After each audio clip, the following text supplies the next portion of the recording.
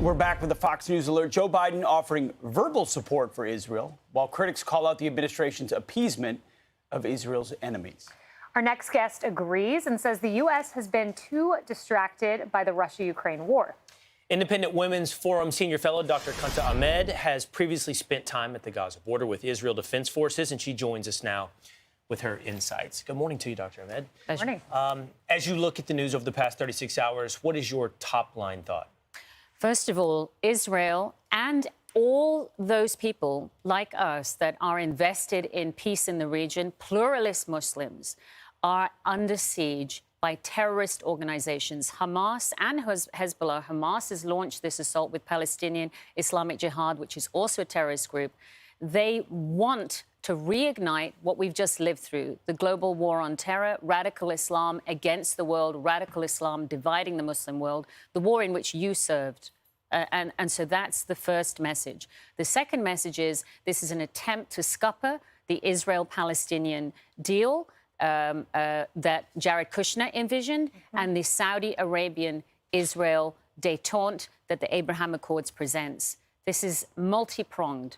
You know, we were, both of us, on the South Lawn on September 15th, I believe it was, of 2020, in that historic moment, first time since 1994. You saw a peace accord. UAE was there, Bahrain, of course, the United States. That was under President Trump. That was September of 2020.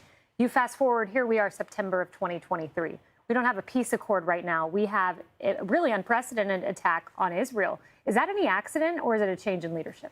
I think that Hamas, which is working as a proxy for Iran, was looking for a golden opportunity. I think it has to be tied with the extraordinary dialogue we saw Brett Baier having with Crown Prince Mohammed bin Salman, who indicated to the world that we were very close to having an agreement.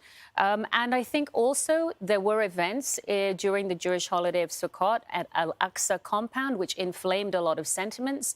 But that is just an excuse for a very carefully planned assault on the Jewish state's sovereignty and an assault on the region. This may not be like any conflict we've ever seen. It's going to be very difficult to contain this to Hamas, Gaza and Israel.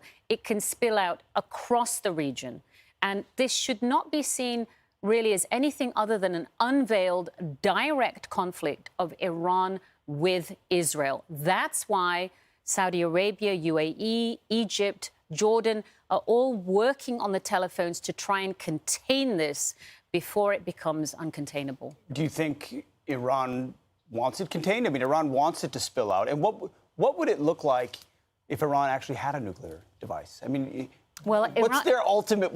Remind our viewers what Iran's ultimate goal is here as it pertains to Israel. They've said it explicitly. Their own supreme leaders say explicitly the eradication, the elimination of the Jewish state, the war that Hamas and Hezbollah, that is shortly, I think, poised to attack at Israel's northern border. Their war is a cosmic, fanatical enmity with global Jewry. Every Jewish person on the planet is an enemy in their Islamist ideology. That is an ideology Saudi Arabia has spent decades eliminating. I've just traveled to Saudi Arabia very recently, a couple of times. They have eliminated anti-Semitism and anti-Zionism from their curricula. The whole reason the Crown Prince Mohammed bin Salman is making peace dialogue with Israel is because Saudi Arabia has eschewed that ideology. That's the past. That is not the future of Saudi Arabia. Iran wants to reignite that. And Iran does want this to spill beyond. Iran has essentially Lebanonized, colonized Syria. Lebanon is captive to Hezbollah, which is a terrorist, very, very ferocious, battle-hardened military. Iran has IRGC missile bases that operate out of Iraq without impunity. Iraq is under the yoke of Iran. And we have Yemen, which is equivalent to Saudi Arabia's Afghanistan, a terrible humanitarian catastrophe, an entrenched conflict, which is in a fragile state that could also be a place from where to launch operations. While you were in the White House, we saw Saudi Aramco in 2019 attacked by Iranian drones. And that is an assault not only on Saudi Arabia, but the world's oil markets. Oil futures are already rising for tomorrow morning. So this is colossal. And on the background of Russia and Ukraine, the United States has been incredibly depleted by the war in Russia and Ukraine with soldiers, armaments, psychological energy. There's been tremendous suffering on the Ukrainians. There's people dying on the Russian side. The world is drained by that conflict. Now we're looking at something that could be much, much bigger.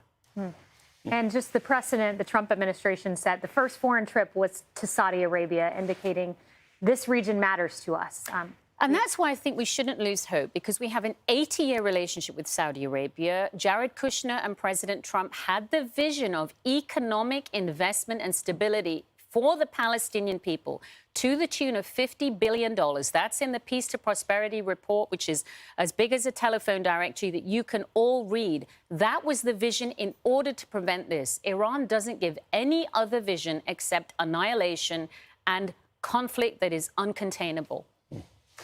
Dr. Kanta Ahmed, thank you so much for being with us this morning. Thank Great you. stuff. Thank you, Doctor. I'm Steve Ducey. I'm Brian Kilmeade. And I'm Ainsley Earhart. And click here to subscribe to the Fox News YouTube page to catch our hottest interviews and most compelling analysis.